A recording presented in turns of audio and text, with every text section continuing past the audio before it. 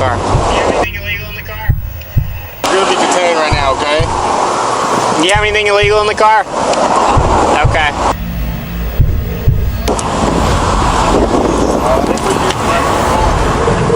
What the fuck? The majority of stops that cops make are simple and routine, but sometimes a simple stop can lead to some of the most shocking discoveries ever made. Jesus. 4 kilos? From busting $500,000 worth of illegal substances to discovering a missing body in a car, here are 4 of the craziest unexpected police busts of all time, starting with a stop that ended up saving multiple lives. There's a fucking bomb in the back of that car. On January 24th, 2022, a Walmart employee notified cops that a woman had stolen $300 worth of Legos from their store. Initially, there was nothing out of the ordinary about this, just a regular shoplifting call. And that's how the cops approached it when they spotted her vehicle and pulled it over. But just minutes later, the cops would discover something that would turn things from simple to one of the most strange and terrifying stops we've ever covered. Hey, I'm Officer Johnson. Hey, you got your license and insurance on you? So the reason we stopped you is today because this Walmart called and they're suspect of possibly ringing up some items. You buy items? Okay. Again, things started out quite simple. Obviously, she denies the allegations of stealing, so the cops check her ID and decide how they want to approach the situation. But when the second cop comes back to ask her some questions, that's when things get crazy. So, what were you doing at Walmart? Just now? Yeah. Buying stuff. Okay. Because we're gonna call it you stole Legos earlier. As he's talking with the girl who identified as 20-year-old Mariah, he noticed the stolen Legos in the backseat next to something that was much more concerning. Will you roll down your back window for me? Thank you. What is all that? Alright, go ahead and hop out real quick. You're gonna be detained right now, okay?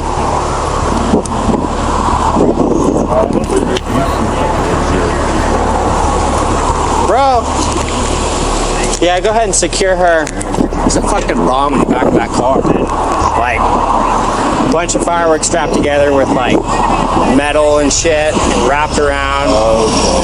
Explain to me what that device is in the back of your car that looks like a bomb. My boyfriend made that. Okay, sit tight. As the cop said, he spotted what appeared to be an explosive device in the backseat of the car, right next to the stolen Legos. Things just went from 0 to 100 instantly, especially as the girl says she's been arrested multiple times before, and that her boyfriend is allegedly involved in this as well. And things only become more concerning when they look more closely at the device and see exactly how it's constructed. Can you start a supervisor out here? It looks like there's some sort of explosive device in the back of the car that someone has built. It's got like 4 big ass fireworks, big old screws and shit all within that, and then it's got like a bunch of stuff wrapped around it. It's definitely made to cause some damage when it goes off. Even though the cops are fairly certain it's not set to explode remotely, they still have to take every precaution to protect the public, and so shut off the roads around the vehicle as quickly as possible. Then it's on to the next most important task, finding out exactly who made it and what they were planning to do with it. All she said is that her boyfriend made it. So we probably want to figure out who boyfriend is and if there's any more at his house, maybe. So what's the deal in the back of your car? You said your boyfriend built it? I honestly have I don't know nothing about fireworks except fireworks. Okay. What's your boyfriend's name? Zane. Zane? Yeah. Okay. When did he make that? Or Like, a couple days ago. okay. Do you know why he made it or anything? He made it because he said he wanted to make it. She was then asked to call her boyfriend, who arrived on foot soon later. If you think things are strange already, just wait until you see how he behaves. What's up, bud? What's your name? Okay, Zane, come over here and hang out for a second. You have any ID on you? My girlfriend had it on her. Okay. Notice that the very first thing Zane asks is if he can get his car back. He wasn't told why he had to come to the scene, but it's obvious he's aware of exactly what's in that back seat, and is desperate to figure out a way out of this. Where'd you come from? My friend had brought it up here. So you're not on arrest, Boots, but I'm gonna detain you real quick because we got some things we gotta talk about. So man, I'll just cut to the chase, and I'll tell you why we have like all this shut down and everything. Is it has to do with the little device you've made. It looks like some fireworks tied together, some nuts and buds to it. So that's why we have this all shut down, because it's kind of our protocol is it looks like an explosive device. You know, is it like active? Is it like volatile to where if it falls, breaks, is it going to go off? It's literally just fireworks. Like if you take it apart, it's a bunch of little fireworks. With Zane in the backseat being questioned, tensions were high as they tried to figure out exactly what he was going to do with the weapon. But strangely, the only person who didn't seem nervous was Zane himself, and the reason why is even more perplexing than anything else in the whole case. So yeah, he said he's just out he was going to do some redneck stuff today, and he was going to take it out and blow up some watermelons with it. He said it's a couple of fireworks tied together. You have to light it like a normal firework. And he said, I just wanted to see what the stuff I taped to it on the outside would do if I lit it by a watermelon. All the screws and everything. Yeah, I said, were you trying to use it as a weapon? Were you going to, go do anything today? He goes, no, I was just going to blow up some watermelons. And I said, okay. I was like, all right, cool. So he doesn't even seem really nervous at all about it.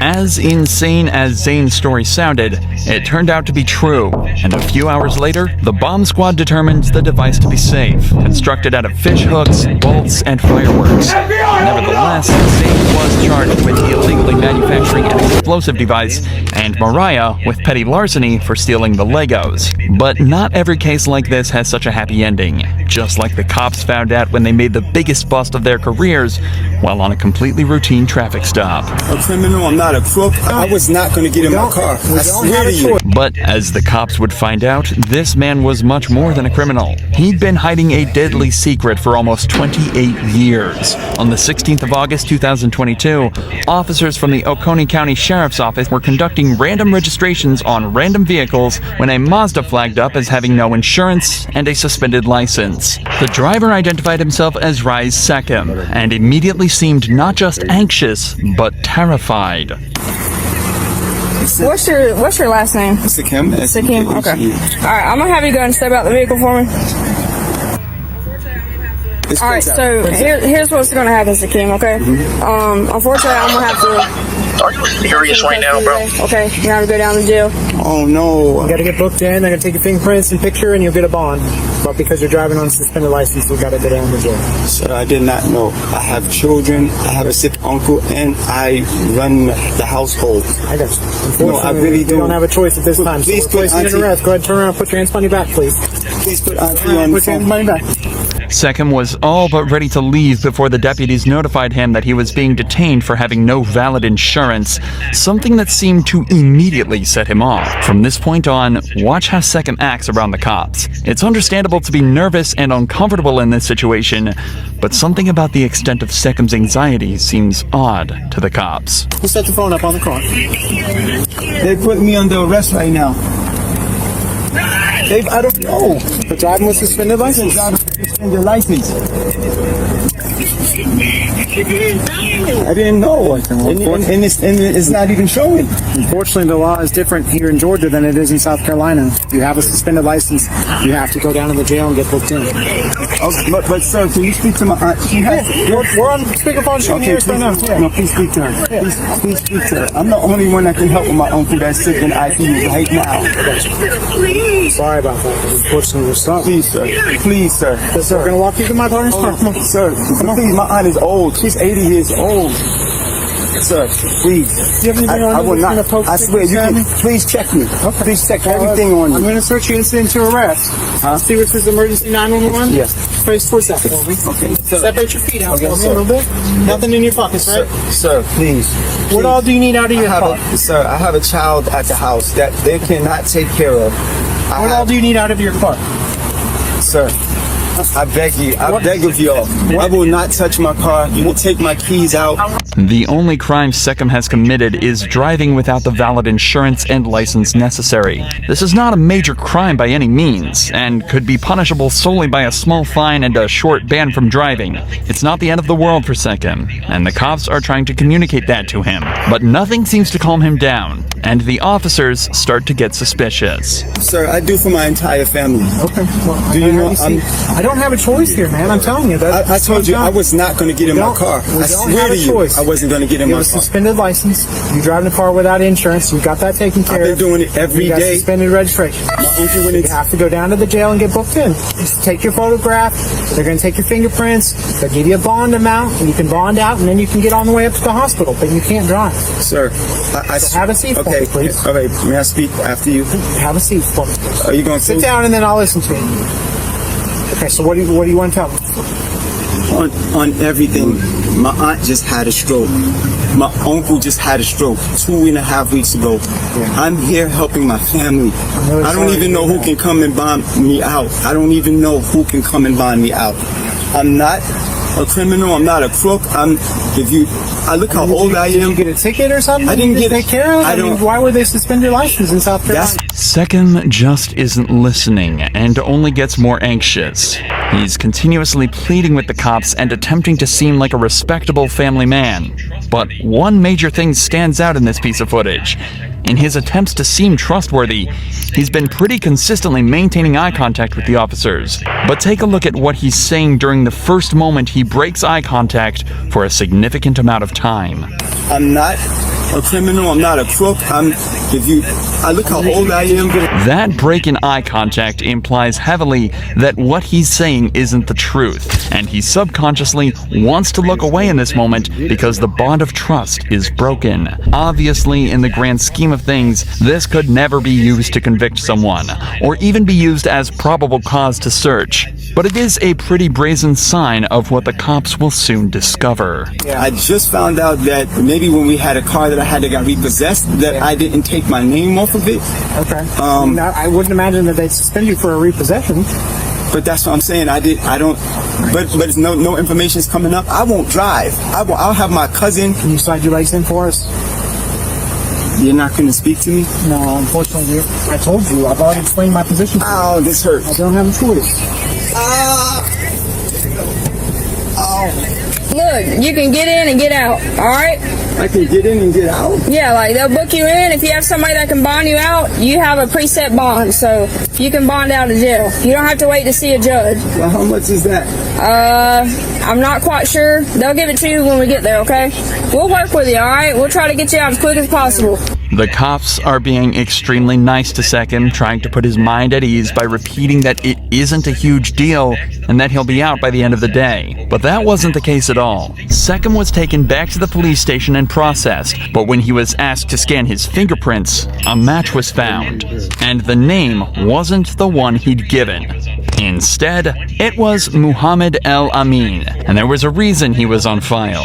28 years ago, in 1994, Muhammad allegedly shot and killed a man with a handgun at a train station before fleeing and seemingly disappearing entirely. It took a simple suspended license for the 3-decade-long manhunt to come to an end, and Muhammad is currently awaiting trial. He will almost certainly be facing the full charges for his crimes, as violent crimes, especially those resulting in death, are exempt from the statute of limitations. So many criminals seem to forget about smaller crimes while they're on a big job, and that's exactly the mistake this man made that led him to a murder charge. On July 29, 2020, a Louisiana cop pulled over a vehicle speeding on the highway. It started just the same as any other traffic stop, but a search of the vehicle uncovered something horrifying. Sarge, there's a dead body in the trunk. Not only was Mitchell going almost 20 miles an hour over the speed limit, but he didn't even have a driver's license. Do you have your driver's license? No, sir. Do you have a driver's license? No, sir. This charge alone could net him fines of up to $500 and 6 months in jail, not to mention the fines from the speeding ticket. But unbeknownst to the cop, Mitchell will be going back with more than just a speeding ticket. Is there any weed in the car, man? Don't stop. Step here. Is there any weed in the car? Yes or no? Just a doobie in the ashtray, like. Okay. Other than that, this. Anything else? This is. When did you puff last? This was Be honest. Because I'm a drug recognition expert. about an hour ago. The cop is looking to get Mitchell on more than just a DUI charge. An 18-year-old speeding in a car like this that stinks of weed tells the cop that there may be something deeper to this traffic stop than a kid going too fast. But before he asks to search the vehicle for any other drugs, Mitchell starts to act increasingly suspicious. Alright, where are you headed right now? I was headed back home. Where's home? What's your address? No, stop. Come here. Where do you live? It's easy. It's easy to answer this. Where do you live? You don't know how to drive to your house? I was coming from there, how I got lost. So what's the address? You don't know your address? No, sir. Okay, come back here. Can I take a look in your car? Yes or no? Yes, sir. Mitchell has now consented to the search of his vehicle. The cop is realistically only searching for weed and any other drugs possibly in the car, but he has no idea what he's actually about to find. A search of the front seats turn up nothing, but upon examining the outside of the car, the cop is multiple bullet holes across the left. Lock his ass up! It's becoming his more and ass more up! obvious to You're the cop going to that jail! something is You're not going to jail! all here, and this suspect was likely caught up in something much bigger than he first realized. When did all this happen? When did all that happen? That happened. When? My brother, he said it. How long ago? Days? Yeah. Okay, come back. Just leave this here. Come back here. Just stay right here in front of my car. Hey, it's Jesse again. I'm sorry to bother you. I got this car speeding 73 and a 55. It's a black and orange Camaro. And it's got like 3 bullet holes in the left side of it. He said he thinks his brother said his car was in something 2 nights ago. The officer's check of the vehicle returns nothing other than proof Mitchell is lying. His address comes back as somewhere completely different to where he's saying, and the car is registered to someone with a completely different surname. Now he says he lives in Winsboro, but he's got a Richwood address, and the car comes back out of Monroe, and he's got this he's got a GPS thing put in, but he don't even know the address, so he's lying about a bunch of junk. Where do you live? Be honest to me. Monroe? Richwood. You don't live in Winsboro. Why would you try to bluff me on that? Why would you lie to me on that? Because I already knew that before this guy said something. What's up? Talk to me. You better stop lying to me right now, or you're going to be in jail. I'm just going to my sister's house. To your sister's? That's the last freaking lie you better tell me. This whole situation is already immensely confusing. But then all of a sudden, something even weirder happens. A completely random man pulls up at the scene claiming that his family are looking for him. His family in Monroe is looking for him. They sent me out here to Okay, all right. Well, I got somebody pulling up behind me, Scooter. What do you mean they were looking for him? They looking for him. The car missing. Hey! Okay, give it a phone. Hey, man, he's not giving that name, though. He's given another name. And when they give yet another different name for Mitchell and the owner of the vehicle, the cop rightfully is at a loss.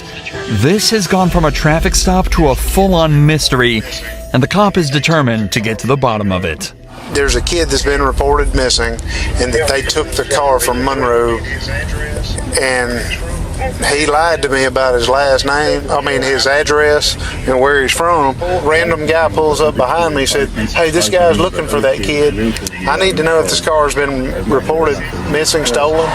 And I know he's BSing to me about where he's going. He says he's going to his sister's house down here.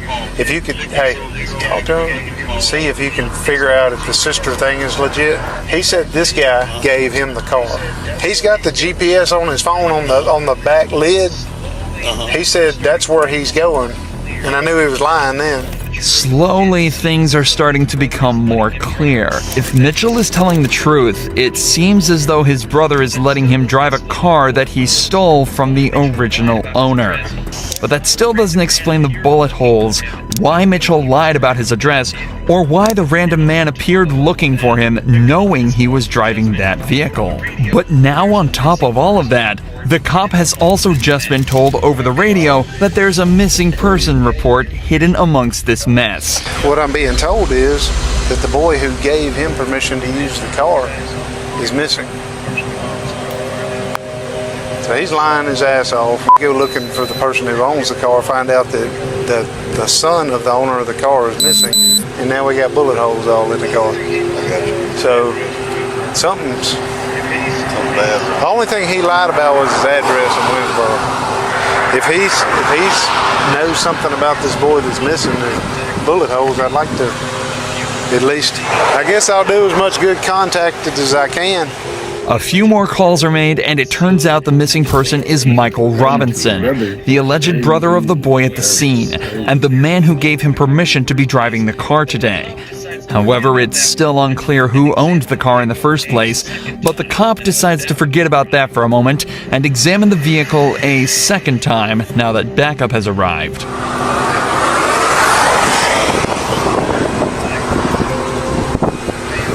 Like, this looks close. Like bam, bam, bam, bam. Yeah. In the board.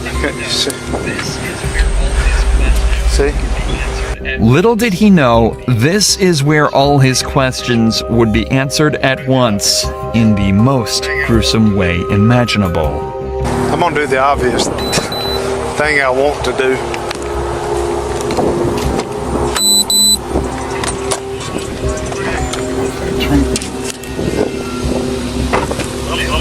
Hey. You're going to jail. Yep. Lock his ass up. Put your hands Lock up. his ass up. Put your hand You're going to jail. behind your back. You're Put your hand going to behind your back. You have a right to an attorney. Have one present during any questioning. At any time you choose not to make any statements or answer any questions. You understand? If you cannot afford an attorney, one will be appointed to represent you by the court. Do you understand? Inside the trunk was the body of Michael Robinson, and all of a sudden, everything makes sense. 26 is 125-03057, 125-0357. F39 Troop F desk. Good.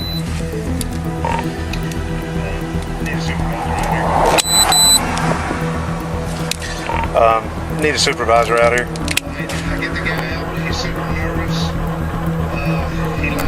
All right, I get the guy out. He's super nervous. He lies to me about his address. He's got no driver's license. He says he's going to his house in Winsboro. Well, I find out he lives in Richwood. I'd pop the trunk. Sarge, there's a dead body in the trunk. Okay, so I'm not. We've blocked in front of the car and behind the car. We've shut the trunk. I have Franklin Parish Sheriff's Office with me. We're at 82. Okay, we're done. It turns out Michael Robinson wasn't related to Mitchell at all. Instead, he was merely an unintentional casualty of an armed robbery Mitchell was part of earlier. Who is that? Who is that? That's him. Who is who? That's Mike. That's Mike. How did Mike get there? Tell me. It wasn't me, man. It was. Okay. I just hit him, bro. I did. You just hit him? I did. In the mayhem of the robbery, Mitchell shot Robinson multiple times with a handgun before loading him into his trunk and driving him away to Winsboro to dump the body. But of course, before he could make it, he was pulled over by the officer for speeding.